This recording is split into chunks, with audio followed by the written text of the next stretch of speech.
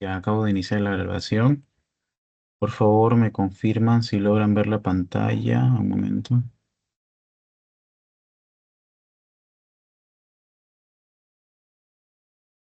Ya, Sí se puede ver. ya, genial, Shirley, gracias. Bien, ahora vamos a ver entonces la sesión número 7. Esta va a tratar sobre la parte 2 del sistema gastrointestinal, ¿no? La vesícula biliar, las vías biliares en general, el vaso y también el páncreas. En esta sesión también le vamos a añadir lo que es el hígado, porque el hígado es una estructura que, o bueno, un órgano que muy frecuentemente se afecta en los adultos mayores, ¿no? Y también tiene varios factores de riesgo, siendo el principal el consumo alto elevado, o bueno, el consumo elevado de grasas y carbohidratos, pero también el alcoholismo crónico, ¿no? Vamos a empezar entonces con el hígado, si no me equivoco, sí. Vamos a empezar con el hígado. Recuerden que el hígado tiene muchas funciones, se ubica en el cuadrante superior derecho, ¿ok? Es el órgano sólido más grande del cuerpo humano y está por debajo del diafragma, ¿no? El diafragma derecho. Incluso cruza un poco la línea media hacia el lado izquierdo, pero no es mucho. Cuando cruza demasiado ya se habla de hepatomegalia, ¿no? Esta se va a encargar del metabolismo, síntesis de sustancias esenciales, ¿no? Ustedes conocerán la albúmina, ¿no? Importante también, una proteína importantísima, y la detoxificación como tal de los tóxicos que se pueden generar a nivel de la sangre. Pero bien, entonces vamos a ver cómo la vamos a evaluar en principio. Cuando se quiere estudiar radiológicamente al hígado, la primera técnica que ustedes van a pedir es la ecografía.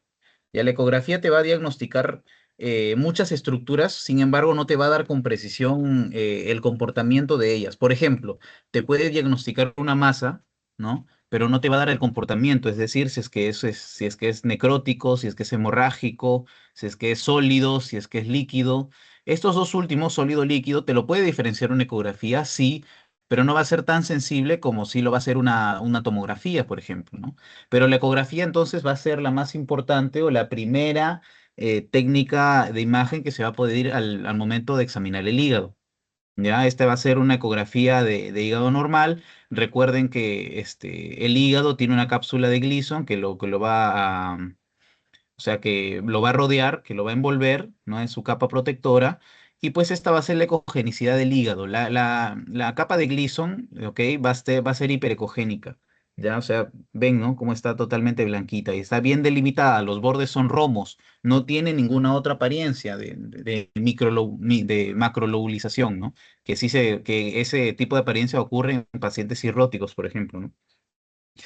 También al momento de evaluar el hígado es importante ver uno que otro canalículo biliar intrahepático, ¿ya? Pero también, sobre todo, es importante ver la arteria, la vena porta, perdón.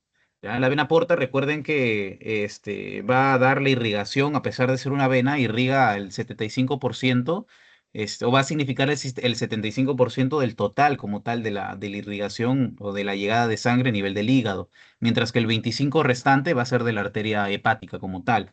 Entonces la vena porta entonces va a ser muy importante para ello y es importante que esta vena porta esté bien perfundida, ya que si no está bien perfundida, por ejemplo, pues, si es que se ve no sé, un trombo que está obstruyendo la vena porta, va a aumentar como tal acá la presión y eso es lo que se va a denominar hipertensión portal. No es la única causa, se puede esclerosar también las paredes de este vaso, se puede estenosar, etcétera, etcétera, etcétera. ¿No? Incluso también por la misma afectación de los sinusoides a nivel del hígado, también puede disminuir o aumentar la resistencia a nivel de la vena porta y generar hipertensión portal. Entonces, eso te predispone a enfermedades de insuficiencia hepática como la cirrosis, ¿no? Más adelante. Entonces se evalúa también ello, ¿no? Obviamente en conjunto con el hígado se aprovecha para evaluar la bolsita que está debajo, ¿no? Debajo, que viene a ser la vesícula biliar, ¿no? Pero bueno, la ecografía entonces va a ser la de primera elección, no es la primera que utilizan. Recuerden siempre la ecogenicidad del hígado, ya que, por ejemplo, en la esteatosis hepática, que es una enfermedad reversible, menos mal, con cambio de los hábitos alimenticios y actividad física, va a aumentar la ecogenicidad, porque no es lo mismo la ecogenicidad sólida del hígado a la ecogenicidad de la grasa. Es por eso que aumenta la ecogenicidad.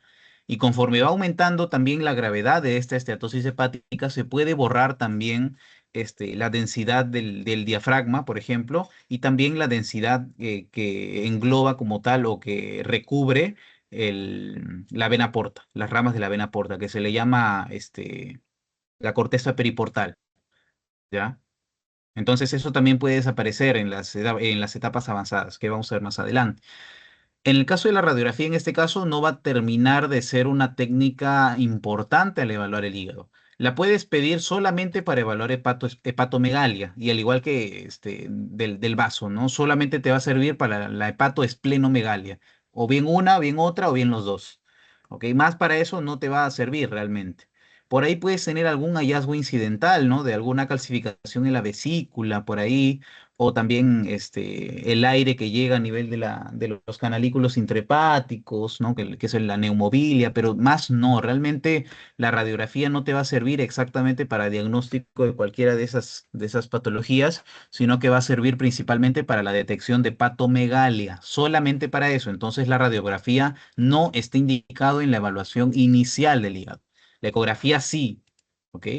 Pero por otro lado se tiene la tomografía computarizada, que esto ya es mucho más sensible en el diagnóstico de patologías hepáticas. Ya puedes diagnosticar mucho o mucho mejor la cirrosis, por ejemplo, con una apariencia lobular del hígado. También incluso bueno, el hígado que está atrófico, o sea, disminuye de tamaño y se engloba de agua, que viene a ser la citis, ¿no? El agua en el espacio peritoneal. Entonces, esos son signos como tal de cirrosis en el momento de evaluar la tomografía.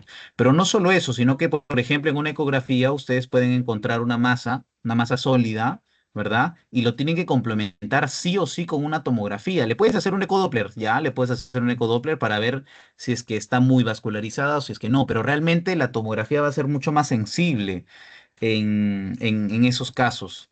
¿Ya? ¿Por qué? Porque cuando se pide una evaluación por tomografía, en el caso del hígado, se habla de una tomografía trifásica, vamos a verlo más adelante, con el uso de contraste yodado y, y la toma de diferentes imágenes dependiendo del tiempo. ¿Ok? Entonces la tomografía es el segundo método de elección, solamente por detrás de la ecografía, porque la ecografía es buena, bonita y barata, ¿ya? Tiene las tres Bs. Es más, es accesible incluso la gran mayoría de hospitales la va a tener a la mano, mientras que los tomógrafos incluso se pueden malograr, ¿no? Obviamente son menos accesibles, son un poco más caros y demás, ¿ya?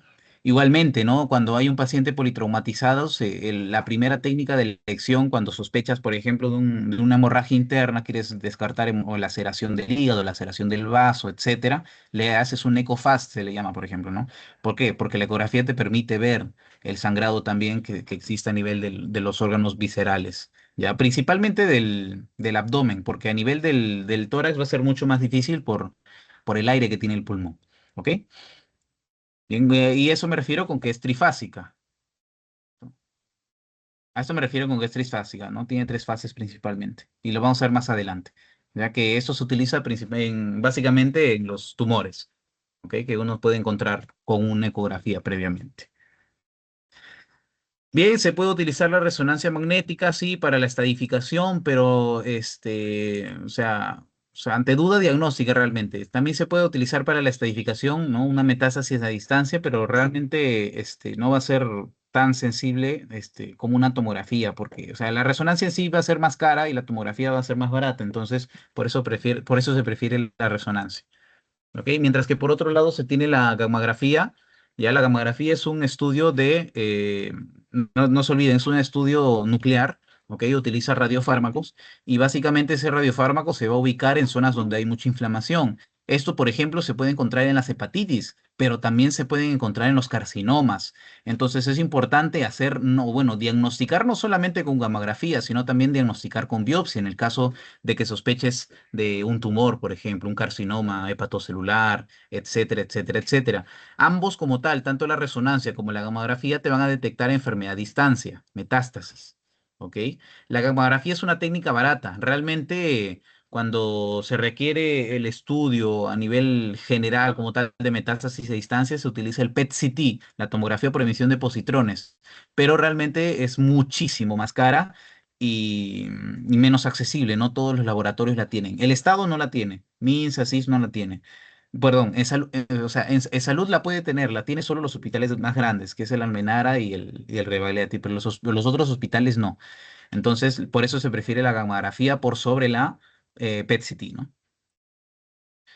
Bien, entonces, ¿qué más tenemos? Ya, vamos a ver un poco del hígado normal.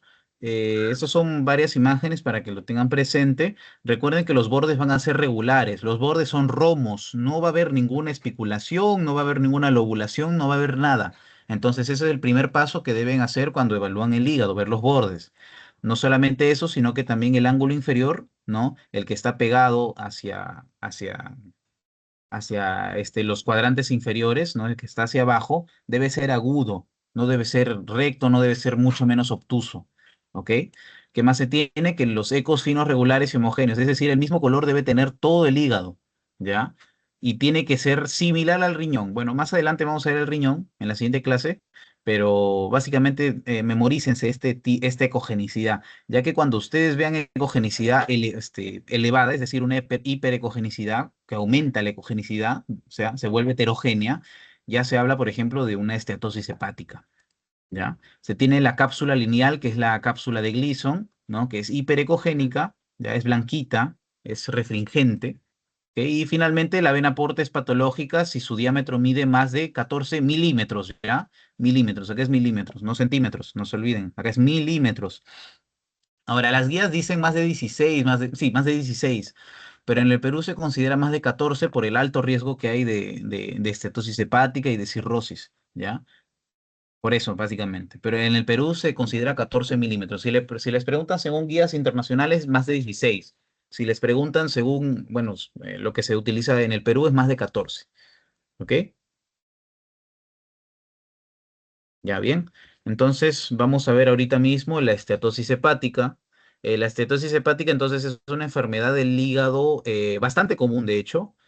Es, es la acumulación excesiva de grasa en el hígado por básicamente el consumo excesivo de grasa, pero no solamente eso, sino también el consumo excesivo de carbohidratos, arroz, papa, yuca, camote, fideos, etcétera, ¿no? Lo que, recuerden, va a aumentar su ecogenicidad.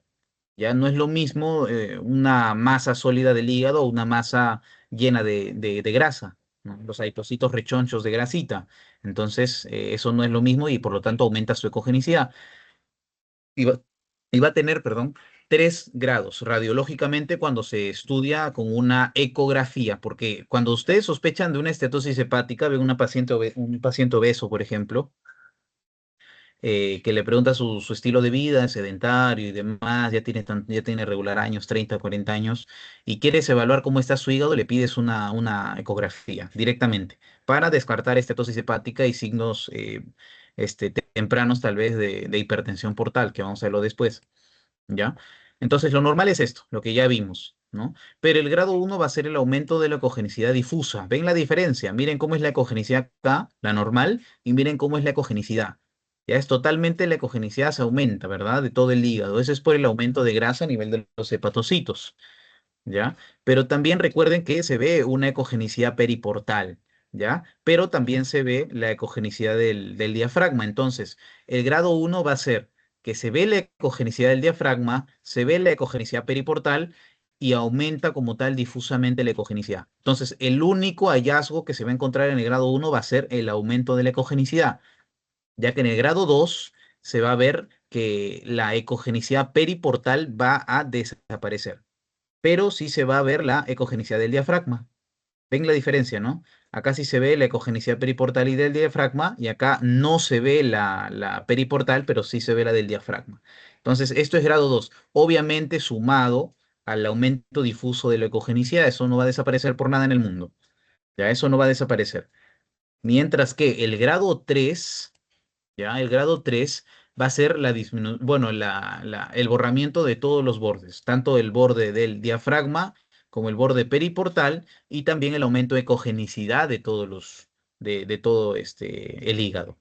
Ya, entonces, eso es el grado 3 y se estima, por ejemplo, en algunos casos de que se puede llegar del grado uno al grado 3 en tan solo 3 años, 4 años, y se puede llegar a la cirrosis sin temprana, ¿no? Una pequeña cicatrización del hígado, también, o sea, bastante pronto. Es por eso que hay que aprovechar que la estetosis hepática es una enfermedad que puede llegar a ser reversible. Recuerden que bueno, la grasa como tal termina siendo inflamatoria. Hay una gran inflamación crónica a nivel del hígado, lo que hace que se cicatrice, que se regenere, pero termine generando fibrosis. Ya entonces el hígado se fibrosa, genera los puentes de colágeno, ¿no? De espacio portal, entonces eso termina siendo histológicamente el diagnóstico, ¿no? Entonces, cuando se quiere diagnosticar estatosis hepática, pídanle una ecografía. Mejor es pedirle una ecografía porque antes se hacía, según lo que me contaban, antes se hacía biopsia, pero la biopsia es muy invasiva. Igualmente para la cirrosis, ¿ah? La cirrosis puedes tener signos, sí, de cirrosis con ecografía, sí, pero el diagnóstico en sí, si quieres diagnosticar cirrosis es con biopsia, pero es muy invasivo, no siempre se hace. Es por eso que existen otras técnicas para determinar el grado de fibrosis que hay, como la elastografía. ¿Ya? No sé si les pregunten, no es una técnica radiológica, pero es importante que lo conozcan. ¿Ok? Acá también, recuerden, es una técnica reversible, o sea, perdón, es una enfermedad reversible. Si es que ustedes limitan el daño o la anoxia que puede recibir un paciente al momento de consumir elevada cantidad de grasas y carbohidratos, esto va a reducir, disminuye su ecogenicidad y se recuperan la ecogenicidad tanto periportal y del diafragma. Pero si es que no lo haces, va a evolucionar algo irreversible, que es la cirrosis. Cuando ya se fibrosa, ya no se puede regresar. ¿Ya? Y es más, esa fibrosis te condena o te aumenta el riesgo de desarrollar carcinomas hepatocelulares. Entonces no se tiene que llegar a ese punto, idealmente, ¿no? Lamentablemente hay pacientes que tienen cirrosis y no es la única causa de cirrosis que hay en el mundo. Recuerden, la más frecuente sí es la más frecuente, puede ser la alcohólica o también la no alcohólica, que es por consumo excesivo de grasas y carbohidratos. Pero hay otras causas de cirrosis, como también las cirrosis congénitas, por ejemplo. También están las cirrosis, ¿cómo se llama? Las autoinmunes. Las autoinmunes evolucionan de manera rápida, ¿ya? O sea, puedes llegar a tener cirrosis a muy temprana edad. Y no solo cirrosis, sino sus complicaciones, varices esofágicas, ascitis, pancitopenia, etcétera, ¿no? Alteraciones hemorrágicas y trombóticas, ¿no? Etcétera, etcétera, etcétera, edema, etcétera, ¿no? Entonces, considerar, y no solamente eso, sino también las virales, ¿no? Las virales, tanto la B y la C te pueden causar porque se cronifican. ¿Ya? La B y la C se cronifican y terminan causándote cirrosis a la larga, ¿no? Y miren, este ya viene a ser una tomografía, recuerden, ¿ok? Se puede observar, ¿no? El aumento de la ecogenicidad, el aumento de la densidad, acá ya se habla, ¿no? Del hígado. ¿Ok? Pero es importante hacer, bueno, no se pide una tomografía para diagnosticar estatosis, se pide una ecografía para diagnosticar. Ya la tomografía ya es muy cara, ya se prefiere para otros aspectos. ¿Ok? Ahora, ¿qué pasa cuando la estatosis hepática llega al grado 3 y evoluciona, el paciente no se cuida y demás, va a terminar llegando a ser una cirrosis, que es el último grado como tal de disfunción hepática, de disfunción del hígado? ¿Ya? Es decir, todas las funciones que tiene el hígado van a fallar. Recuerden, produce albúmina, entre otras muchas, ¿no? Produce albúmina, por lo tanto, no va a haber albúmina en una cirrosis hepática, por lo tanto, disminuye presión oncótica y aumenta el edema, ¿no? El paciente puede estar anasárquico, puede generar también por la hipertensión portal que tiene, generar sus complicaciones como la ascitis, ¿no? Ascitis a tensión, esos pacientes que tienen sus bracitos delgados, pero tienen una ascitis gigantesca, ¿no? Tienen bracitos delgados y una ascitis grande, ¿no? Con incluso el ombligo protruido hacia afuera, ¿no? Entonces, esos son los clásicos pacientes cirróticos. También la esplenomegalia, ¿no? Porque como hay resistencia para que entre la sangre al hígado por la vena porta, esa se va hacia sus ramas, primero afectando al vaso. Por lo tanto, se crece el vaso. Luego va a las gástricas y termina llegando a las esofágicas, dilatando las venas esofágicas y predisponiéndolas a su rompimiento y posterior hemoptisis para las varices esofágicas. Entonces, la cirrosis tiene muchas complicaciones. Es ideal que el paciente no llegue acá. Es lo más ideal. Si es que llega acá, pues el pronóstico incluso es reservado en algunos casos cuando se complica, ¿ya? Entonces, este es el hígado normal. Terminas generando una total, diferenciación a un hígado normal en el caso de la cirrosis. Ya miren cómo del hígado sano se termina fibrosando, llega a la cirrosis y la cirrosis te predispone a cáncer, te aumenta la predisposición. ¿Ok? Ojo, te aumenta. Sea por la causa que sea, la cirrosis te aumenta la predisposición de cáncer. Es la principal causa, en este caso, de carcinoma hepatocelular, que es el más común. ¿Ya? Entonces, estos son signos radiológicos y esto apréndanselo porque posiblemente se los vayan a preguntar. Es lo más frecuente. ¿Ya? Entonces, ¿cuáles son los signos radiológicos de la cirrosis hepática? ¿Qué es lo primero que ven al momento de ver un hígado? Sus bordes, ¿verdad? Ya. En el caso de un hígado normal, los bordes van a ser romos. Pero en el caso de un hígado cirrótico, miren cómo están los bordes, totalmente irregulares, con aspecto de nodulación, ¿no? Bastantes bolitas en sus bordes y aparte de eso, el hígado va a estar atrófico, disminuido de tamaño, ¿ya? ¿Por qué? Porque esa misma fibrosis que te genera te termina retrayendo básicamente todo el hígado hacia sí mismo y te termina irregularizando sus bordes y achicando el tamaño del hígado. ¿Y qué es lo que pasa entonces cuando se achica? Se engloba como tal de agua, ¿no? Este es el agua que se engloba, es la citis, ¿ok? Obviamente miren también, bueno, acá casi ni se ve incluso la vena porta, pero la vena porta posiblemente tenga ya signos de hipertensión portal, ¿no? ¿Qué más se tiene? La anecogenicidad rodeando al hígado, miren, ¿no? Que es lo de la citis, la ecoestructura pseudonodular que les mencionaba, heterogénea, bordes irregulares y el hígado disminuido de tamaño.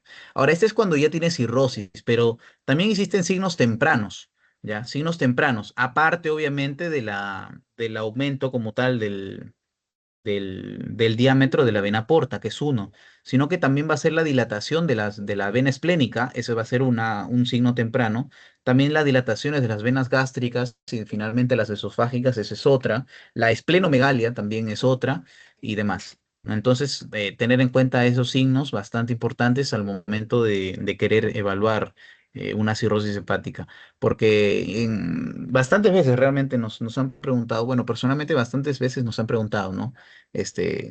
Los signos que se pueden encontrar en cirrosis hepática, incluso tempranamente por hipertensión portal, en una ecografía, porque es la ecografía lo primero que vas a utilizar al momento de querer diagnosticar una cirrosis. Obviamente, encuentras eso, no es diagnóstico, tienes que hacerlo una elastografía. Y si la elastografía no te da el diagnóstico, que es muy raro, porque la elastografía sí te suele dar el grado de cirrosis, el grado de fibrosis que hay en el hígado, ya ahí sí le terminas haciendo biopsia, ¿no? Se trata de evitar a toda costa la biopsia, a no ser, por ejemplo, de que veas por acá una masita acompañada de la cirrosis. Entonces quieres descartar que esa masa sea un hepatocarcinoma, y ya le haces directamente la biopsia, pues, ¿no? Pero mientras no veas eso, trata de evitarlo un poco porque se puede complicar mucho más el paciente. Porque estos pacientes incluso sangran bastante, ¿no? No coagulan fácilmente. Y así como pueden también no coagular fácilmente, pero pueden generar también eventos trombóticos. Es bastante irregular la hemodinámica de los pacientes cirróticos. Aparte que están amarillos, ¿no? Siempre van a estar amarillos. Van a estar, incluso, sus ojos van a estar incluso verdes, amarillentos, ¿no? Fuertes van a estar. Bueno, estos son otros signos, ¿no? Miren cómo está el hígado chiquito y englobado de ascitis, igualmente chiquito englobado de ascitis. Acá no están los bordes tan afectados, ¿verdad? Aún están romos, pero el hígado está chiquito. Miren en una tomografía cómo la densidad del hígado tiene una composición o los bordes tienen una forma pseudonodular y está englobado totalmente de ascitis, ¿ya? Que incluso está bombando, si ustedes dividen a la mitad esto, ¿no? Está bombando el hemitórax derecho del paciente. ¿Ven? ¿Qué más se tiene? Miren, por ejemplo, este ya es un plano coronal, ¿no? Este es un plano transversal, este es coronal de abdomen. Miren cómo incluso este hígado atrófico, bueno, vamos a ver un pequeño zoom. Incluso miren, tiene deformidades a nivel de la columna. No es que esté empujándolo. Habría que ver también si es que es reciente o no, pero lo más seguro es que sea de niño, que tenga esta escoliosis marcadísima que tiene, ¿no? Pero sí lo que puede hacer es desviar los órganos hacia otros, o sea, hacer el efecto de masa, pues, ¿no? Incluso también te engloba la citis, te puede englobar el cuadrante superior izquierdo donde está el vaso, ¿no? Chiquito, a ver, este es el vaso. ¿Qué más se tiene? Igualmente, ya es lo que les decía, la citis como te engloba el hígado, pero también te engloba el vaso, y el vaso también se agranda. Hay una esplenomegalia, signo de hipertensión portal. Bien. Cuando se quiere diagnosticar una trombosis portal, entonces, recuerden, la trombosis puede dar obstrucción tanto parcial como total. Lo más grave es que sea total, porque viene a ser una insuficiencia hepática fulminante.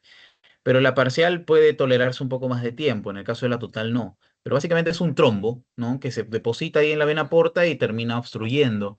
Este caso, ¿cómo se va a diagnosticar? Con una ecografía. La ecografía siempre va a ser la diagnóstica en estos casos. Ya, esto va a ser la normal, una vena porta normal, pero miren cómo se ve una vena porta cuando se ve en una ecografía de un paciente con trombosis portal. Ven cómo está totalmente irregular y demás. Ahora, si acá ustedes encima le hacen un ecodoppler, van a ver que no pasa casi nada de sangre. Acá posiblemente se ve, ¿no? Que está pasando un poco, pero realmente casi nada de sangre va a pasar. Cuando nada de sangre pasa, ya es algo fulminante en el paciente. Pero cuando algo pasa, pues se puede tolerar un poco más. ¿Ok? Estos sí les pueden preguntar, la trombosis portal. Este, puede ser un diagnóstico diferencial, de hecho. ¿Ok? Pero con una ecografía lo diagnosticas. Entonces, bravazo con eso, ¿no? Ahora, los quistes hepáticos eh, son relativamente frecuentes, ya pueden ser congénitos, pero no todos son patológicos. Ya, los patológicos suelen ser producidos, por ejemplo, por una poliquistosis, ¿no? Hepática como poliquistosis general, que te llena de quistes todo el cuerpo. Pero realmente, como tal, recuerden que al ser un quiste va a tener una membrana, pero esta membrana va a englobar o sea, una estructura totalmente anecogénica, ¿ya? Totalmente econegativas. No hay ningún eco en el centro de como tal de toda la membrana, de todo el quiste. ¿Por qué? Porque es contenido líquido, ¿ya? Es contenido líquido. Básicamente es esto. Bueno, esto es una tomografía. ¿Ven cómo se delimita? Está bien delimitado y está totalmente negro adentro. Esto significa que es líquido, ¿no? Igualmente acá, ¿no? Líquido, bien delimitado. Igualmente no se queda con esto, ¿no? Siempre es bueno hacer más estudios. Pero cuando crece mucho ahí sí se retiran, ¿no? Porque puede comprometer incluso la respiración del paciente. Así se ve en una ecografía, eso es lo que ustedes van a ver, ¿no? Una imagen totalmente anecogénica, llena de líquido con un refuerzo posterior hiperecogénico. Es lo que ustedes van a ver normalmente. ¿Ok? Y hay muchas causas, como les digo, de quistes hepáticos. También está, por ejemplo, el equinococcus, ¿no? El parásito que te forma estos quistes hidatídicos a nivel del hígado, a nivel del pulmón, incluso se van al hueso, o sea, se puede, en lugares más extraños, más raros, pero documentados, son en el hueso, en el cerebro, etcétera, ¿no? Pero lo más comunes es en el pulmón, pero mucho más es en el hígado. Entonces, es importante también tener en cuenta estas imágenes. Entonces, cuando escuchen quiste, no la asocien a sólido, o sea, asocienlo a algo totalmente negro. Cuando es totalmente negro en la ecografía, significa que es líquido adentro. Y eso significa que es un quiste. Y los quistes usualmente no se operan, usualmente no son malignos, etcétera. Entonces es importante que los tengan acá en cuenta, ¿no? Que no lo confundan con un tumor, etcétera, etcétera, etcétera. ¿Ya? Ya, y esta es la poliquistosis, ¿no? El quiste hepático, bueno, suele ser uno que otro múltiple, pero la poliquistosis ya es un exceso, pues, ¿no? Es un montón de quistes, normalmente es una enfermedad, hereditaria, no congénita, hereditaria, y te genera una gran cantidad de quistes, ¿no? Que esos incluso se operan, ¿no? Incluso, puede dañar la función del hígado. No solamente está a nivel del hígado, sino también te afecta el vaso, te afectan los riñones. Una poliquistosis en riñón te puede terminar causando una insuficiencia renal terminal incluso, ¿ah? Entonces, hay que tener cuidado con estas patologías porque se complican en algunos casos. Y en esos pacientes que se complican, por ejemplo, en el riñón, se les tiene que extirpar, hacerle una nefrectomía radical totalmente del riñón porque prácticamente no funciona y demás, ¿no? Esta es la poliquistosis. Básicamente, bastantes bolitas totalmente llenas de líquido, ¿verdad? Totalmente llenas de líquido. Esa es la poliquistosis. Ahora vamos a lo más importante en sí y que posiblemente les pregunten. Vamos a ver un poco las masas sólidas, ¿ya? Tenemos en principio el hemangioma. Cuando queremos evaluar las masas sólidas, ya se le pide directa. Bueno, en principio ustedes van a hacer una ecografía y van a ver algo sólido, ¿verdad? Pero al momento de ver algo sólido no se quedan con una ecografía, sino le piden una tomografía trifásica. Ya miren, ustedes van a ver esto en una ecografía. Ya no es totalmente negrito, ¿no? Este es anecogénico, por ejemplo. Pero este ya no es negro, es totalmente hiperecogénico, tiene otra densidad, heterogénea a la densidad del hígado, a la ecogenicidad del hígado. Entonces ya le complementas obviamente con una tomografía, ¿no? Estas son dos ecografías. El hemangioma es algo benigno, ya es algo benigno, es decir, hiperrefringente porque está hecho de grasita y está hecho de vasos sanguíneos, ¿ya? Es por eso que se ve hiperrefringente, blanquito, pero el diagnóstico nunca se va a hacer con esto. Es más, la trifásica te puede ayudar al diagnóstico un poco, sin embargo, tampoco te va a dar un diagnóstico certero. El diagnóstico certero siempre va a ser con biopsia. Cualquier tumor que ustedes sospechen de benignidad o de malignidad, el diagnóstico siempre va a ser con biopsia. Nunca va a ser con una técnica de imagen. ¿Ok? Bueno, básicamente es esto, una ecografía, ustedes lo van a poder ver. Y pues recuerden, ¿no? Que también en el hemangioma se va a terminar pidiendo una tomografía contrastada trifásica, ¿ya? Bueno, se le llama trifásica por la fase arterial, fase venosa portal y la fase tardía, ¿ya? Sin embargo, también se le suele tomar una imagen a nivel, cuando no se tiene el contraste. ¿Ok? Miren, por ejemplo, en la fase arterial, cómo se termina llenando, en la fase venosa igualmente y en la fase tardía. Acá, vamos a hacerle un pequeño zoom. A ver, en la fase venosa, en la fase tardía, en la fase arterial. Miren cómo se va a ir terminando, llenando un poquito en la fase venosa portal y en la fase tardía, ¿no? Como queda un pequeño rezago como tal del hemangioma. Entonces, esto como tal va a demorar un poco al momento de la fase arterial tardía. Miren cómo se va llenando de arriba hacia abajo y demás. Pero el hemangioma como tal no creo que les pregunten porque se puede diagnosticar con una tomografía contrastada trifásica. Sí, pero realmente los signos que se pueden hallar no son tan sensibles o no son tan característicos como si los tienen los siguientes, como el carcinoma hepatocelular o los adenomas hepáticos que vamos a ver ahora. ¿Ok? Entonces, vamos a ver un poco sobre el adenoma hepático. Es algo sólido, miren, no es totalmente negro, no es quístico, ya no es quístico. Estos adenomas hepáticos suelen ser bastante comunes en las pacientes mujeres que consumen anticonceptivos orales. Entonces son adenomas que son hormonales, son benignos, ¿ya? Suelen ser solitarios, pero son benignos, no hay problema con eso. O sea, no estoy diciendo que todas las pacientes que toman anticonceptivos orales van a desarrollar adenomas hepáticos, no. Pero dentro de las causas de estos adenomas, los anticonceptivos orales son uno de los más frecuentes, son uno de los más sensibles, pero no todas la hacen, pues, ¿no? O sea, son bastante infrecuentes, de hecho, ¿no? Pero siempre hay que tener presente, o por ejemplo, si es que viene una paciente con un joven, ¿no? Y que le detectas una masa, preguntarle sí o sí si es que toma anticonceptivos orales o no, principalmente, ¿ya? Pero no solo eso, sino también por anabólicos, esos pacientes que se inyectan, ¿no? O bueno, los pacientes, o la gente en que se inyecta anabólicos para crecer masa muscular también te puede generar. Sin embargo, los mucho más frecuentes son anticonceptivos orales. ¿Ok? En un hombre le pregunta sobre anabólicos, ¿no? En una mujer le pregunta sobre anticonceptivos orales y anabólicos también. ¿Ok? Ya. Cuando se tiene la tomografía contrastada trifásica, ¿qué es lo que se va a ver acá? Ya, en principio, miren esta sin contraste, o sea, no se llena, no se llena como tal, no se vasculariza, ¿no? Recuerden que para que se englobe como tal, para que se pinte el adenoma hepático, se tiene que tener vascularización, porque acá se utiliza un contraste yodado, obviamente, pero vía intravenosa. ¿Ok? Es por eso que es importante acá. Pero miren cómo se va a terminar, o sea, cómo se está pintando poco a poco, ¿no? Esta ya es la fase arterial. Y bueno, ya es la fase tardía, ¿no? Al final, ese es lo más característico, que te deja esta hiperdensidad en anillo, se le llama. ¿Ya? La masa te va a dejar esta hiperdensidad en anillo. Y este es casi patognomónico del adenoma hepático. Digo casi porque el diagnóstico se va a ver con una biopsia final, al fin y al cabo.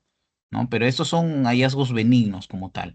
¿ya? El signo va a ser el signo del anillo, ¿no? Que le llaman, que es esta hiperdensidad que engloba la masa en la fase tardía, ¿no? En la fase arterial, porque en la fase arterial recién está llegando la sangre, recién está vascularizando, pero en la fase tardía ya recién se está pintando los bordes como tal de este adenoma hepático y es por eso que te da esta imagen de, este, de anillo como tal, ¿ok?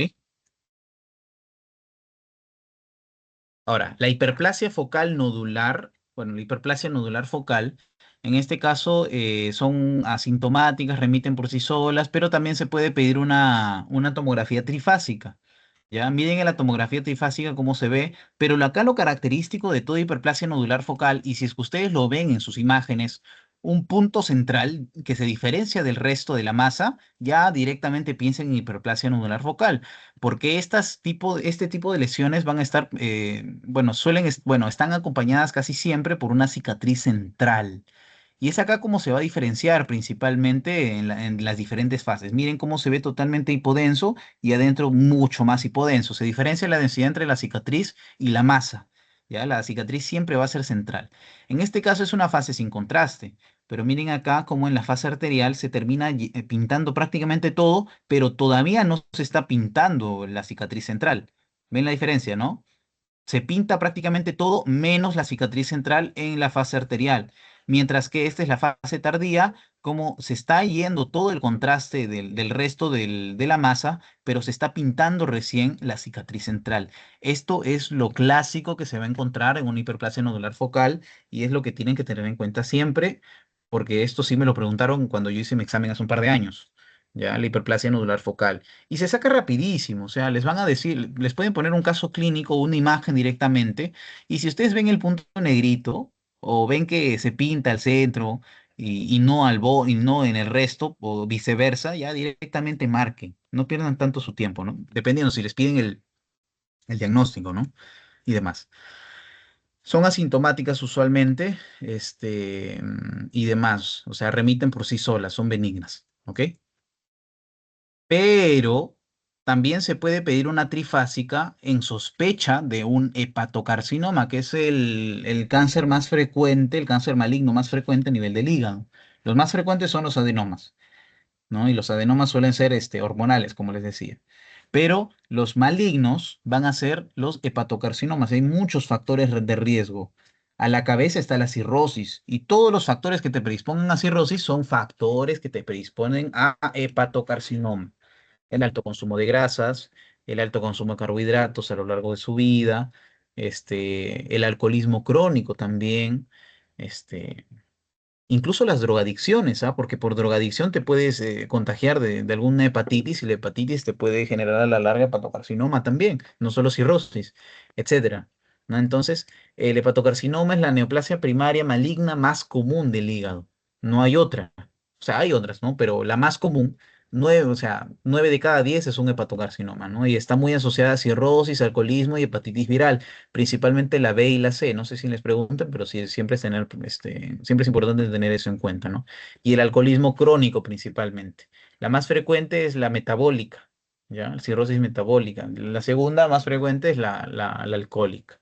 Que el alcohol no te termina dañando solamente el hígado, te termina dañando otras estructuras como por ejemplo el páncreas. Te puede generar pancreatitis incluso el alcoholismo, que lo vamos a ver cuando veamos el páncreas más adelante, ¿no? Entonces, ¿qué es lo que vamos a ver en un hepatocarcinoma? Vamos a ver en principio, ¿no? La masa totalmente irregular, no es totalmente negra, por lo tanto no es un quiste, y no es un quiste tampoco porque no te da una sombra acústica hiperrefringente, como si te lo puede dar un quiste en una ecografía, ¿no? Le terminas haciendo una tomografía trifásica, ¿verdad? Una tomografía trifásica y te va a dar el fenómeno de washout. Es decir, no se está pintando absolutamente nada, ¿no? En la fase sin contraste. Cuando le pones el contraste, se pinta totalmente rápido. Y antes de que empiece la siguiente fase, o se pinte el resto del hígado, porque acá ni siquiera se ha pintado, pero antes de que se pinte, ya ha disminuido la densidad, es decir, el contraste ya se fue, ¿ok? Eso significa el washout. Entra rápido y sale rápido, ¿ya? El contraste. Y eso es casi patrón mnemónico de hepatocarcinoma. Igualmente se le tiene que hacer una biopsia, pues, ¿no? Obviamente, a esta lesión. Pero en una trifásica vas a encontrar esto. ¿no? Entonces, el washout, el fenómeno de washout, entra rápido y sale rápido, se pinta rápido y se despinta rápido, va a ser en el hepatocarcinoma. La cicatriz central va a ser en la hiperplasia nodular focal, ¿ya? Y el anillo que hemos visto va a ser en el adenoma hepático, ¿ya? En el adenoma hepático. Si ustedes no ven nada de eso, ya asocienlo hemangioma, pues, ¿no? Pero lo más frecuente es que les pregunten los tres que les mencioné, el de adenoma hepático con su anillo, el de la cicatriz central de la hiperplasia nodular focal y, bueno, el fenómeno de washout del hepatocarcinoma, ¿ok? Y bueno, las metástasis, recuerden que aparecen usualmente múltiples. Puede suceder en pacientes que ya tienen un diagnóstico previo como tal de, o no tal vez, pero tienen más sintomatología en otra zona del cuerpo o un diagnóstico previo de algún cáncer en cualquier parte del cuerpo, ¿no? Entonces, puede tener un cáncer de colon, estómago, páncreas, pulmón y hacer metástasis al hígado, ¿no? Que es el sitio más común de metástasis en general de todos los cánceres, ¿no? Eh, bueno, acá se ve un poquito, pero más se ve en una tomografía realmente. Si ustedes ven esto, tómenlo en la tomografía, no es sensible la ecografía. La tomografía, ustedes van a ver múltiples daños como tal, múltiples masitas, entonces es importante tener eso en cuenta igual. O sea, usualmente el paciente tiene signos ya de algún cáncer, ¿no? Puede tener un cáncer de colon, está teniendo sangrado constante, es anémico y demás. Le haces una tomo para ver extensión, pero llegas al hígado y ves bastantes masas. Le haces también una gamografía ósea también para ver enfermedad a distancia, pero y te sale, ¿no? Como tal la metástasis, ¿no? Bien, vamos a hacer un poco de vesícula biliar. La vesícula biliar entonces es pequeño, con forma de pera, por debajo del hígado, almacena. Sí, Shirley, dime. ¿Me escucha? Disculpa. Sí, te escucho.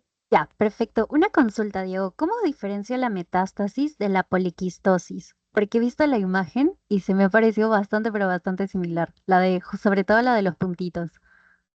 Por la clínica también. Por la parte de la clínica que te van a dar en el paciente, la poliquistosis tiene otro tipo de densidad al momento de sus quistes, ¿no? Lo más frecuente entre de ambos va a ser la metástasis igualmente. Ok, ok, O gracias. sea, sí, básicamente eso. También incluso las metástasis se pintan. Esto o sea, no hace mucha referencia, no se está usando mucho. Acá sí se está usando un poco de contraste, ¿no? Suelen pintarse principalmente. La poliquistosis no se pintan absolutamente nada, se van a ver totalmente negritos, así incluso, pero la metástasis suele ser muy, muy variable en su presentación. La poliquistosis, por otro lado, no se va a pintar casi nada, ¿no? O bueno, está totalmente lleno de líquido inflamatorio, incluso eso diferencia un poco una densidad con la otra. Y esa es una resonancia magnética que, recuerden que cuando está en T2 el agua se va a ver hiperintensa, ¿no? Y por lo tanto se va así, ¿no? ¿Está bien? Sí, Diego, gracias. Ok, estábamos, ya. Ya, la vesícula biliar, entonces, primera opción de imagen va a ser, en este caso, la ecografía. Ya, la ecografía sí te va a evaluar prácticamente la gran mayoría de patologías que te puede afectar a la vesícula, ¿no? Entonces, básicamente esta es la ecografía normal. Recuerden que es totalmente negra en su interior, su ecogenicidad es anecogénica. ¿Por qué? Porque está llena de bilis, ¿no? Porque la concentra y la libera.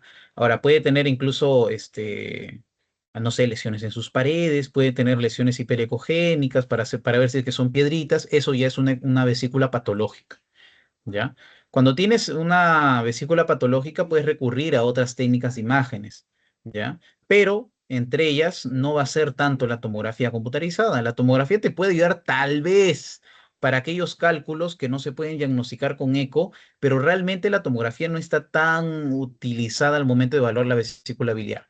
¿Por qué? Porque incluso estas piedritas que puedes encontrar, que normalmente son cálcicas y por eso se pueden ver, pero al ser cálcicas se pueden mascarar por la grasa que se tiene alrededor como tal de las estructuras. Es por eso que la técnica ideal, la que se utiliza después de la ecografía, va a ser la resonancia magnética. ¿Ya? La resonancia magnética es la ideal al momento de evaluar la vesícula biliar y la vesícula biliar. Por ejemplo, puedes tener una ecografía con litos, ¿no? Un lito que está obstruyendo tal vez el colédoco, pero necesitas hacerle una, o tal vez acá la entrada al cisto, al cístico, pero necesitas hacerle una evaluación prequirúrgica. Y aparte la evaluación prequirúrgica te la da incluso la resonancia magnética. Entonces la resonancia magnética es importantísima, ¿ya? La resonancia magnética es importantísima, es el segundo método de elección. Te puede ver las piedritas incluso, ¿ya? Dependiendo de si lo utilizas en T1, en T2, puede cambiar el color y demás. Pero se solicita después una ecografía patológica normalmente. ¿Ya? Y solo si es que esta te deja dudas diagnósticas, ¿no? También puede ser ante dudas diagnósticas o incluso también te puedes dar de manera preoperatoria.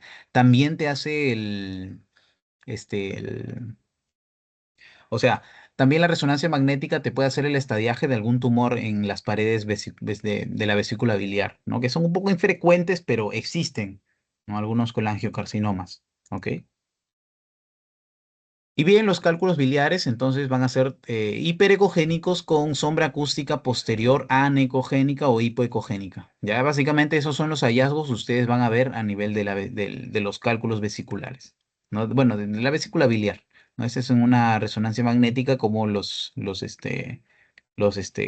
piedritas se ven totalmente hipointensas, ¿no? Este es en una tomografía, miren cómo los cálculos se pueden calcificar, ¿no? Normalmente están hechos de calcio y esto hace que sean hallazgos, así, de esta manera. Pero cuando le pones el contraste, la grasa puede mascarar como tal estos hallazgos y pueden no dar diagnósticos concretos. Es por eso que la tomografía no se prefiere al momento de estudiar la vesícula biliar, ¿ok? No se prefiere normalmente.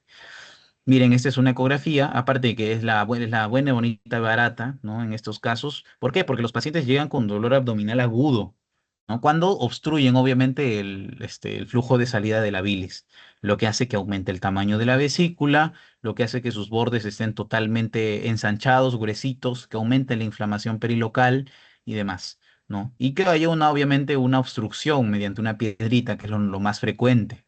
Ahora, existen otros tipos, ¿no? Bueno, y obviamente la clínica. ¿No? En la clínica el paciente suele estar ictérico, ¿no? Ictérico y con dolor agudo de abdomen. Pero existen otros tipos, otras causas como tal de obstrucción biliar, ¿no? No solo están los cálculos, que son el 90% de los casos, sino que te puede generar esta obstrucción algún cáncer pólipo que se encuentre a este nivel, o también los tumores de cabeza de páncreas que te obstruyen el colédoco, ¿no? Pero básicamente es eso, importante, ¿no? En el diagnóstico diferencial, ¿no? Entonces son hiperecogénicos con sombra acústica negrita, anecogénica. Ya, eso es el hallazgo que ustedes van a encontrar a nivel de una ecografía. En una radiografía los hallazgos van a ser incidentales. Ustedes pueden hacer una ecografía a un paciente, ¿no? Ante la sospecha de algo que es X, ¿no? Pero ustedes ven estas pequeñas bolitas blanquecinas, radiopacas. Eso ya son hallazgos incidentales. Encuentras esto, le pides una ecografía, tal vez ves unas piedritas, cálculos biliares, y eso es indicación para hacerle sus prequirúrgicos ambulatorios y operarle, ¿no? Porque el paciente puede tener sus piedritas ahí, ¿no? Pero en cualquier momento se le puede alojar en el cístico, en cualquier lado del colédoco y generarle esos cuadros que se pueden complicar, ¿no? Con incluso la colangitis aguda, ¿no? Que es la infección como tal de la colecistitis. Entonces, lo ideal no es llegar ahí, ¿no? Incluso se llegan a perforar, hacen cuadros sépticos, entonces no se tiene que llegar ahí. Es por eso que en etapa temprana estas vesículas con cálculos biliares se tienen que extirpar, ¿no? Aunque el paciente no tenga sintomatología, no esperar a que el paciente tenga los síntomas, ¿no? Y pues se termina extirpando normalmente los cálculos biliares, según indicación, ¿no? Que ustedes van a ver en gastro más adelante, mediante una colangiopancreatografía retrógrada endoscópica, la clásica CEPRE se le conoce, ya que vamos a ver también más adelante cuando veamos vías biliares, ¿ok? O sea, esta CEPRE o sea, es endoscópica porque vas a terminar yendo con vía endoscopía hasta la segunda porción del duodeno y, bueno, la ampolla de váter y demás, vas a terminar entrando con este instrumento y terminas extirpando o jalando, dilatando el conducto para que terminen saliendo estas piedritas y se libere como tal el conducto biliar, ¿no? Es por eso que es importante la CEPRE. No solo incluso también se puede hacer como diagnóstico, pero eso es en algunos casos y bastante contaditos, ¿ya? Pero lo más frecuente es que sea terapéutico. En algunos casos incluso no se puede realizar y se necesita usar la cirugía, ¿no? Y demás. Es dependiendo del paciente, ¿no?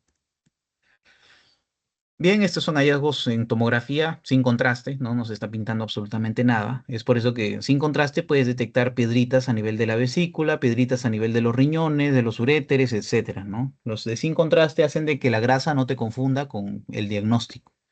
En una ecografía siempre va a ser las piedritas, las bolitas hiper ecogénicas con la sombra acústica anecogénica. Eso sí, nunca lo olviden, porque eso es lo que van a ver más. Miren, incluso cómo termina obstruyendo, ¿no? Están viendo, ¿no? Cómo obstruye. Una gran sombra acústica posterior. Esta es una resonancia magnética, miren, ¿no? Totalmente hipointenso las piedritas, igualmente acá. ¿Por qué se ven hipointenso en T1? ¿Por qué piensan ustedes que se ve hipointenso en T1? Porque recuerden que, si bien es cierto, las tomografías vas a verlo hiperdenso. ¿Por qué? Porque estás viendo el calcio, porque están calcificadas normalmente. ¿Ya? Sin embargo, acá no. O aparte pueden estar hechos de colesterol, no es por eso que se enmascara con la grasa. Pero en este caso, recuerden, no, ustedes solamente en una resonancia están viendo bueno, están alineando a su eje los protones hidrogeniones de las moléculas de agua. No están viendo calcio. Es por eso que no se ve blanquito en T1. Ya en T1 no se va a ver blanquito, en T2 posiblemente, pero no, en T2 ni en T2 realmente. En T1 y en T2 se van a ver igual, porque son de la misma densidad, ¿ya? Y demás. Solo para que tengan presente que la tomografía no, bueno, la tomografía sí te puede ver el calcio, es por eso que pueden ser incluso hallazgos incidentales cuando se ve también al momento de evaluar el riñón, ¿no? Pero y en la resonancia ya es un poco más diagnóstica, ¿no? Porque en la tomografía te puedes confundir. Es por eso que si es que quieres diagnosticar con tomografía, imaginemos que ya no tiene para costearse el paciente una resonancia, ya le pides una tomo sin contraste. Y acá, mira que es lo que me refiero con con la resonancia, ¿no? Ese es en T1, que se ve negrito, las piedritas, y ese es en T2, que también se ve en negrito, ¿no? Están viendo, ¿no? Porque no es ni densidad agua ni densidad grasa, como para que se esté cambiando el color si varía en T1 en T2. Es por eso que en ambos T1 y en T2 se ve negrito.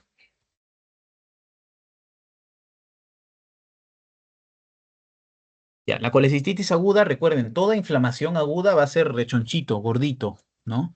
Agudo. Entonces, se pierde la morfología vesicular, aumenta como tal el volumen de la vesícula y la pared se engrosa. Básicamente, acuérdense de eso y obviamente la presencia de obstrucción, alteración perivascular y demás. Entonces, miren la pared de la vesícula cómo se termina ensanchando y el aumento también del tamaño. Obviamente el paciente va a terminar viniendo con la triada de ictericia, dolor abdominal, ¿no? Y demás, y fiebre, ¿no? En algunos casos. Entonces, este, nada, siempre es importante tener en cuenta el diagnóstico radiológico con la clínica del paciente. Seguramente al momento de hacerle las preguntas les van a poner la clínica.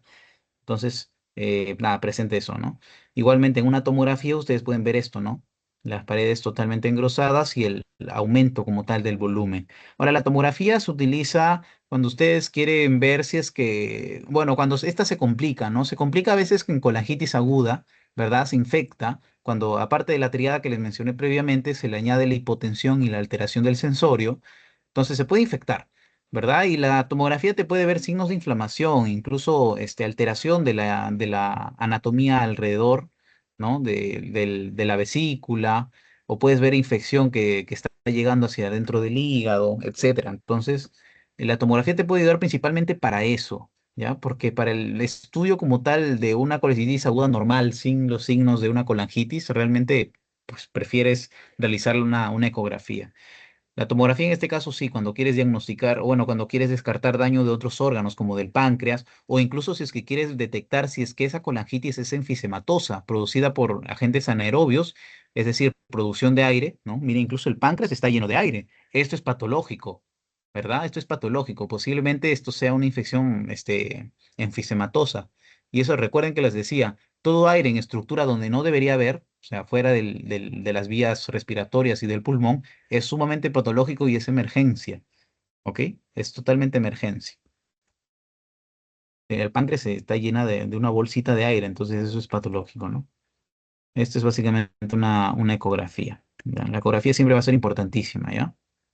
Entonces, la colecistitis crónica va a ser al revés, ¿ya? Va a disminuir el volumen, la pared va a estar bien delgadita, pero por sobre todo cuando se habla de hallazgos crónicos, refiéranse ustedes a calcificaciones. Se suele calcificar. Es una afección inflamatoria prolongada de la vesícula y se termina calcificando. Ya no hay edema, no hay agrandamiento, es decir, la vesícula se vuelve pequeña y demás, pero con las paredes vesiculares que están calcificadas.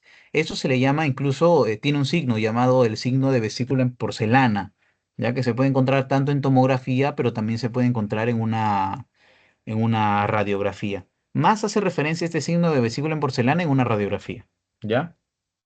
Pero la radiografía no es tan patognomónica, más patognomónica es la colecistitis crónica. Igual es indicación de extirpar la vesícula, ¿no? Porque no solo se queda en colecistitis crónica, sino que puede ser una colecistitis aguda sobre crónica. Se puede reagudizar esta crónica y es mucho peor. En estos casos hay más riesgo de infección, agentes anaerobios, etcétera, ¿no? Sí, estos signos de inflamación, a tanto aguda como crónica, es para todo, realmente, para todo, asócienlo a todo, incluso en pancreatitis agudas y pancreatitis crónicas sucede lo mismo, ¿ya? Vesícula de porcelana se le conoce.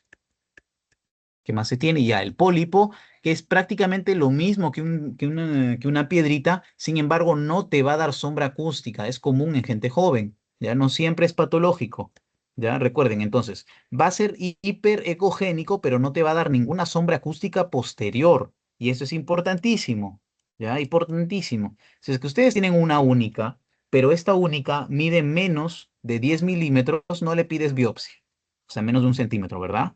Pero si es que tienes varias y todas miden menos de 1 centímetro, ¿le pedirás biopsia? Depende. ¿Depende de qué? Del tamaño de la sumatoria de todos los pólipos. Si es que en la sumatoria de todos los pólipos mide más de 10, más de 14 milímetros, y ahí sí le pides biopsia, ¿no? Porque es posible que sean hallazgos tempranos como tal de carcinomas, no a ese nivel.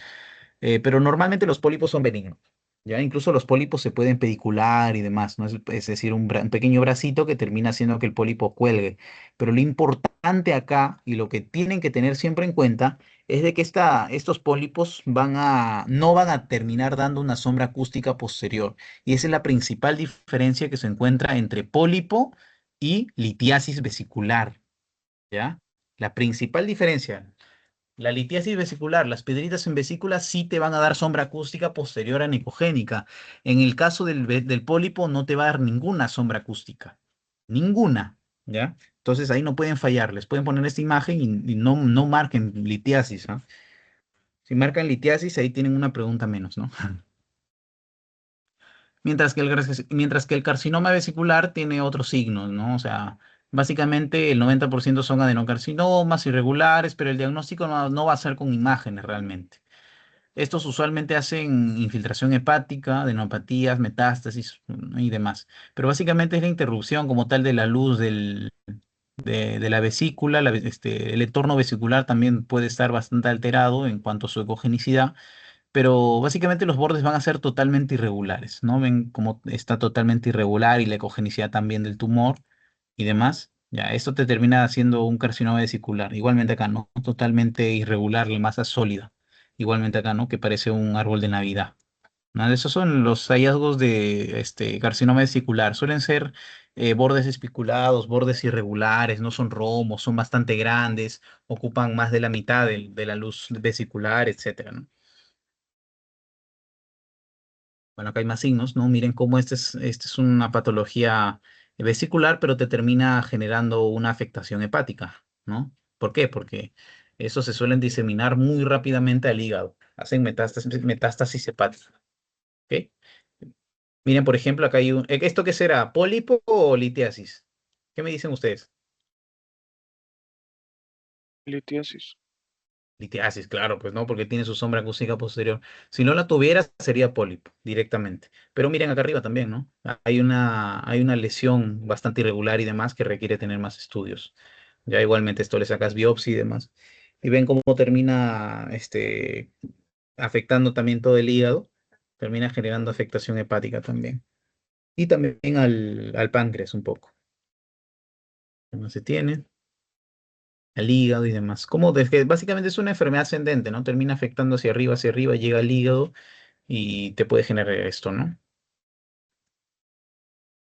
Bien. En el estudio de vías biliares es similar al momento de ver la vesícula biliar. Ya ese es básicamente un sistema tubular. Las más importantes van a ser la cística, que es la que sale de la vesícula, y el colédoco, que tiene muchas porciones, ¿no? Siendo la más importante la parte del colédoco intrapancreática, porque es a nivel de esta parte del colédoco intrapancreático que se une con el conducto de Wilson. Es por eso que la causa más frecuente de pancreatitis va a ser la biliar, por una piedrita que se termina alojando en esa intersección. Exactamente. No es la más frecuente realmente. Pacientes con cálculos biliares que terminan generando pancreatitis agudas, siendo bueno, y la segunda causa más frecuente es la alcohólica, ¿no? De pancreatitis aguda. Pero entonces, por eso es la más frecuente. ¿Por qué? Porque ante tumores de la cabeza y páncreas es esta porción exactamente que se termina obstruyendo y genera esta hiperbilirrubinemia conjugada o directa, como ustedes le llamen, ¿no? Que aumenta la bilirrubina directa, ¿no? O obstructiva también, ¿no? Que se le llama la ictericia posthepática, ¿no? Después del hígado, por obstrucción de las vías biliares, ¿no? Entonces, estas desembocan en la segunda porción del duodeno a nivel de la ampolla de Vater, ¿no? Y la primera que se va a evaluar, bueno, lo que más se utiliza como primera técnica de elección va a ser la ecografía, ¿no? Para ver litiasis que se encuentren a nivel de alguna vía biliar, colestasis, tumores, etcétera, ¿no? Es básicamente lo que ya vimos. Y esa es la CEPRE, la colangiopancreatografía endoscópica retrógrada, que básicamente ayuda a ver o a tratar de dilatar mediante un DREN y que como tal fluya, como tal por ejemplo, ante tumores de cabeza de páncreas, esto es lo que no hay una piedrita, ¿verdad? No hay una piedrita, pero sí hay un tumor que termina obstruyendo, ¿verdad? Termina obstruyendo. Esto hace que se dilate todo lo que está antes de la obstrucción. ¿Y qué hace la CEPRE? Por ejemplo, le coloca un DREN para que se vierta la bilis, ¿no? A la segunda porción del duodeno, y esto termina causando que la ictericia baje, el dolor baje, la inflamación baje, ¿no? Es por eso que ayuda para reducir los síntomas. Es terapéutica también. Se puede utilizar ultrasonido, pero también se puede utilizar, como ven acá, la fluoroscopía, no la radiografía. ¿No? Lo pueden realizar gastroenterólogos, pero tienen que tener ayuda también radiológica, ¿no? Por eso, básicamente, porque tienen que introducir el DREN mediante este pequeño catéter por donde está esta vía biliar, ¿ya?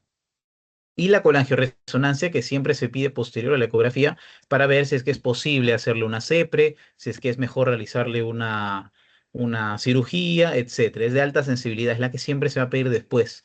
Es ideal. Realmente en todos los pacientes se le pide, se le trata de pedir sí o sí una colangioresonancia posterior a una ecografía, en caso lo requiera, obviamente, la colangioresonancia. Si es que no encuentras nada, no le pidas una colangioresonancia. Pero si es que no encuentras nada en un paciente asintomático, no le pides nada más. Pero si es que no encuentras nada en un paciente sintomático, es decir, encuentras la ecografía normal, pero los síntomas del paciente aún siguen, pídele directamente la colangioresonancia, ¿no? No, no, o sea, no hay que esperar más para poder descartar esa patología, ¿no? Porque es de alta sensibilidad, te diagnostica incluso a los pacientes que salen con ecografía normal. Bueno, la coledocolitiasis, que es el cálculo hiperecogénico con sombra acústica posterior. En el caso de una resonancia, una colangioresonancia, va a ser unas bolitas hipointensas, que se terminan solucionando con la CEPRE, ¿no? Para tratar de drenar como tal, incluso esas piedritas mediante este stem. Igualmente acá, esta es la colangioresonancia, ¿no? Cómo se termina viendo para ver si es que es posible hacerle una CEPRE o mejor hacerle una cirugía. Y este es el colédoco, ¿no? Miren la sombra acústica posterior hiperebogénica, ¿no?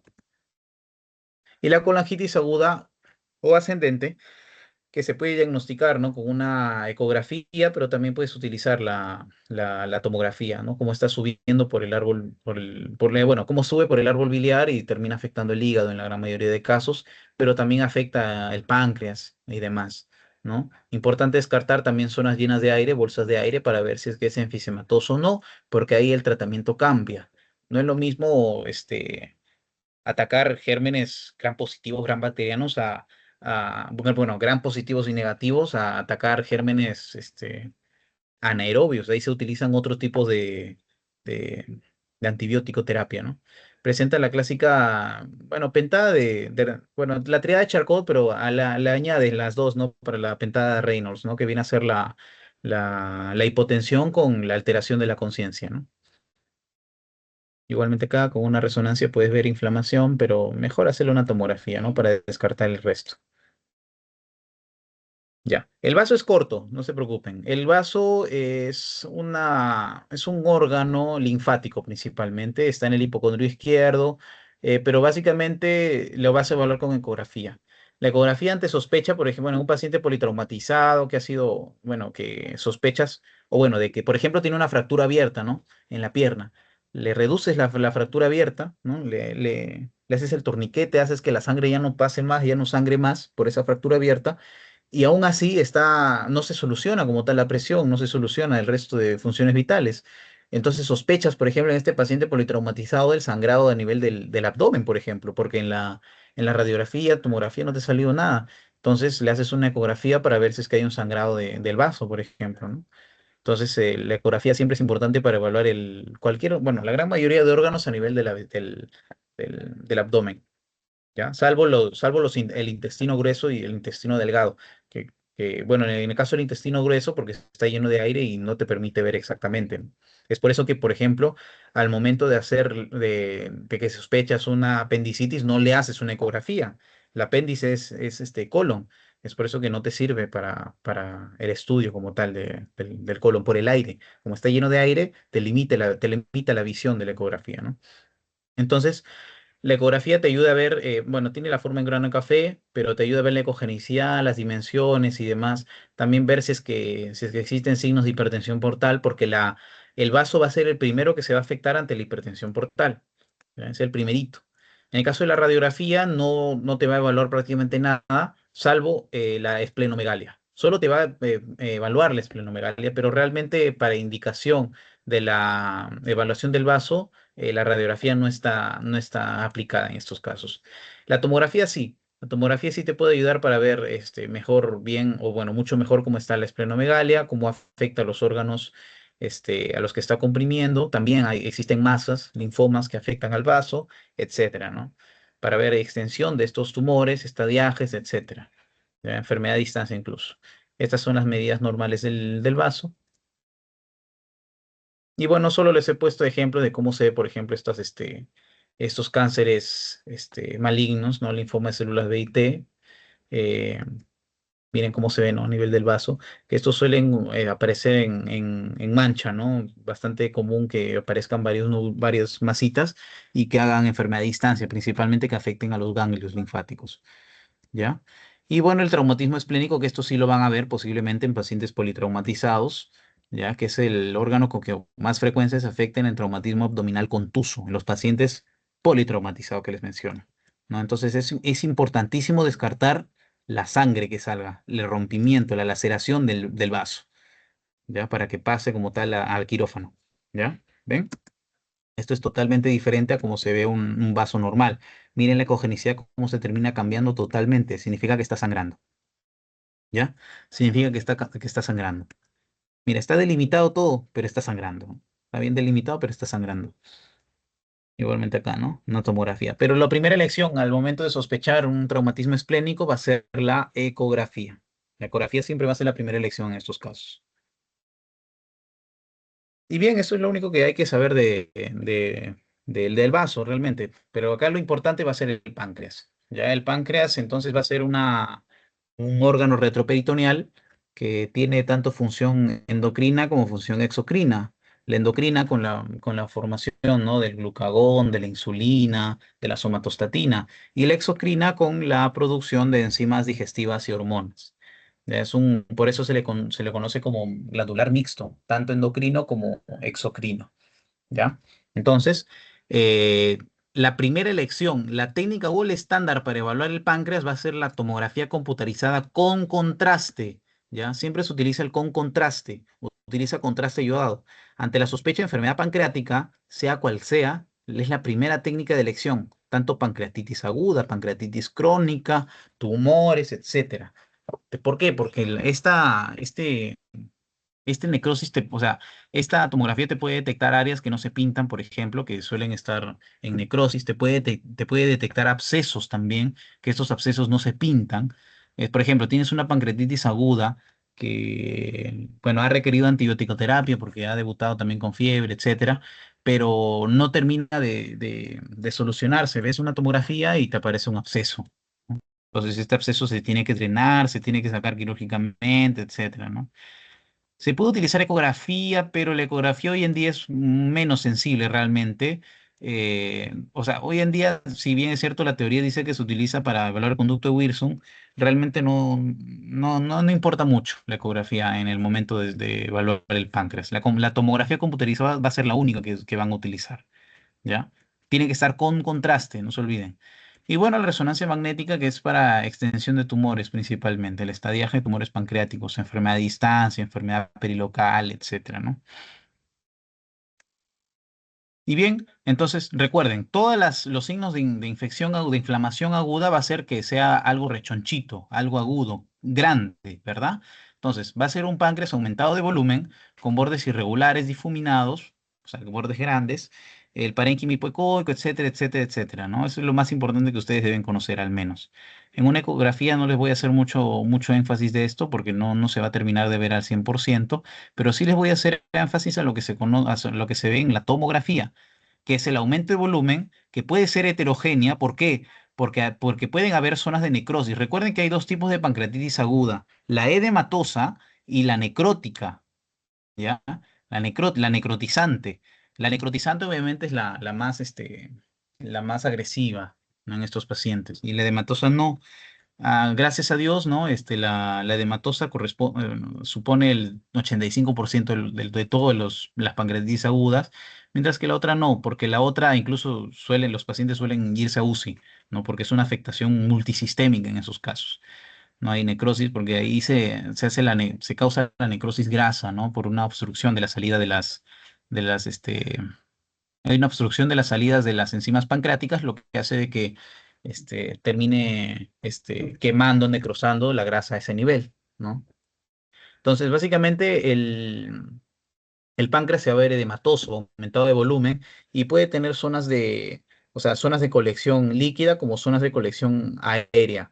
Esto también son signos dependiendo de la gravedad, ¿no? De los pacientes. Entonces, básicamente es eso. Vamos a entrar un poco más a detalle. Esta es la edematosa, por ejemplo, miren, ¿no? Esta es la edematosa porque los bordes están bien delimitados, está rechoncho el borde y un poco elevado de tamaño. Pero miren este nivel, le has puesto el contraste y demás, pero hay zonas que no se pintan, es por eso que es necrotizante y depende obviamente del, de la cantidad del porcentaje de necrosis para ver también la gravedad más adelante y el pronóstico del paciente, ¿no? Esta es la edematosa, ¿ya?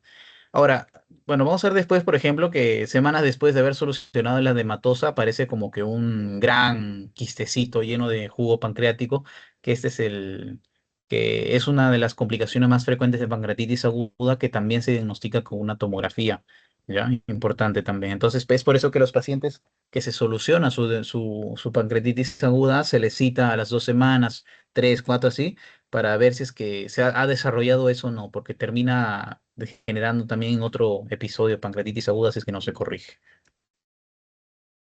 Ya, y para eso se tiene la clasificación Baltasar. Principalmente se utiliza con y sin contraste. ¿Ya? El de con contraste vamos a ver que se divide de la A a la E y de 0 a 1, dependiendo obviamente de qué grado esté, ¿verdad? Entonces, esto sí es importante que lo conozcan, tanto el con contraste como sin contraste. Incluso, me parece que eso es al revés. Sí, esto es al revés, chicos, ¿ya? Esta parte es sin contraste y esto es con contraste. ¿Por qué? Porque el grado de necrosis nosotros lo vamos a ver con contraste. Las zonas que no se pintan van a ser contrastadas. O sea, las zonas que no se pintan van a ser las necróticas, mientras que las zonas que sí se pintan son contrastadas y es zona que está irrigada. Esto es al revés, ya para que lo corrijan en el material que les he pasado. ¿Ok? Entonces, en el grado A vamos a encontrar el páncreas totalmente normal, en el B solamente el edema local, el edema focal o difuso, inflamación al costado del páncreas. Ahora, las colecciones que también aumentan el score, que es la colección extrapancreática mal definida, que puede ser colección tanto líquida, ¿no?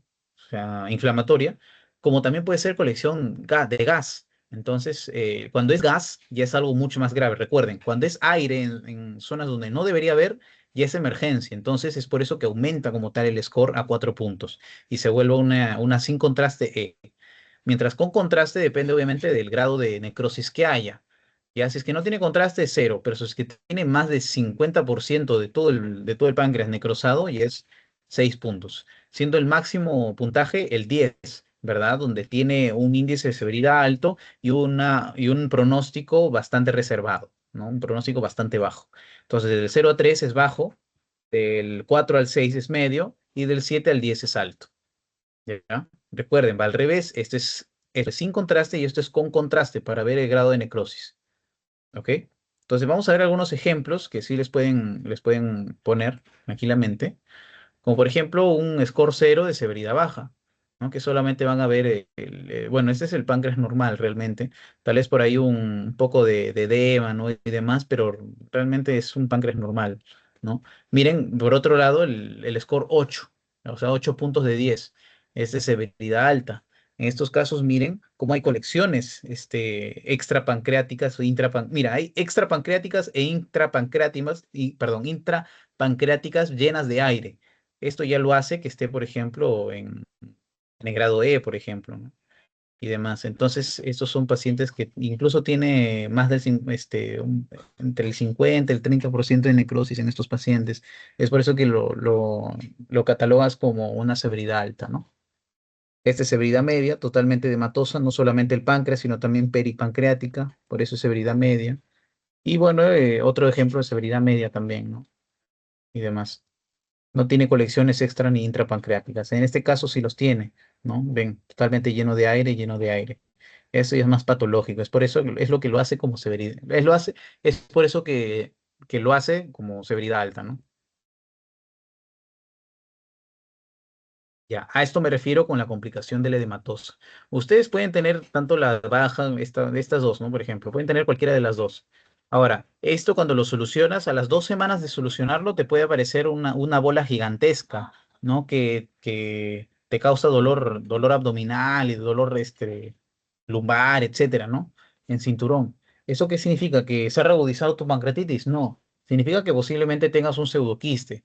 Y es por eso que lo citan a los pacientes posterior a su solución de esta pancreatitis para poder descartar que existe o no esta patología. Pero solamente va a ocurrir después de la pancreatitis aguda edematosa o intersticial, depende el nombre que les pongan, no es cualquiera de los dos. Solamente esto. ¿Por qué? Porque si un paciente tiene pancreatitis necrótica, necrotizante, no va a tener pseudoquiste, solo va a ocurrir en la intersticial o edematosa, que es básicamente un quiste que en lugar de ser líquido inflamatorio va a englobar o va a acumular jugo pancreático. ¿Ok? Y se va a ver de esta forma. En una tomografía le vuelves a tomar y se va a ver de esta forma, ¿no? Es por eso que le tienes que citar al paciente un cierto tiempo después. En una ecografía también le puedes ver en estos casos, porque recuerden que como es líquido, es un quiste, se va a ver totalmente grande, ¿no? Así.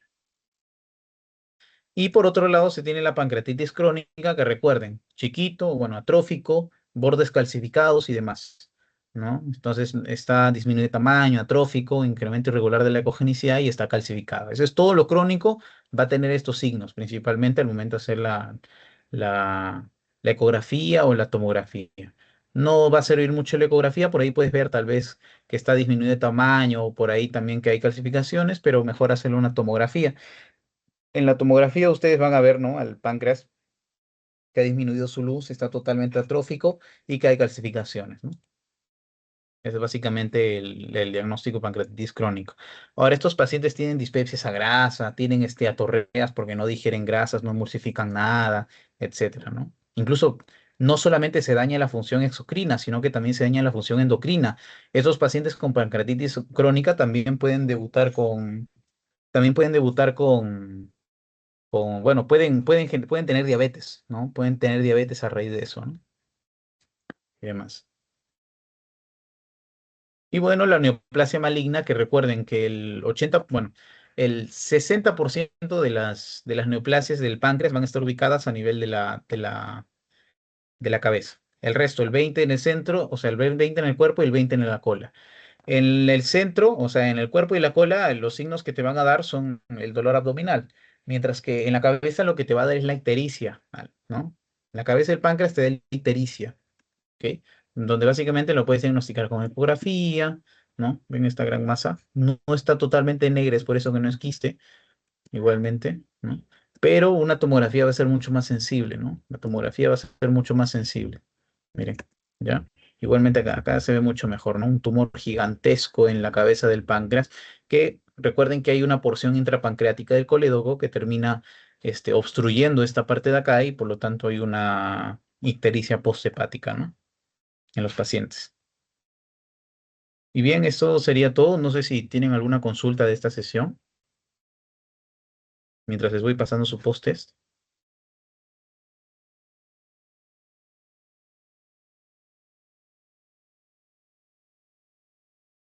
Momento.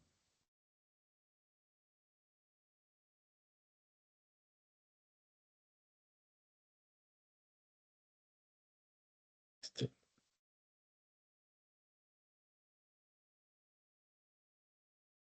ya. Acabo de mandar el post-test, entonces. Bien. Entonces, si no tiene ninguna consulta, voy a dar por finalizada la sesión, ¿sí? Muchas gracias. Ahorita vamos a hacer la sesión 2. Bueno, la siguiente sesión.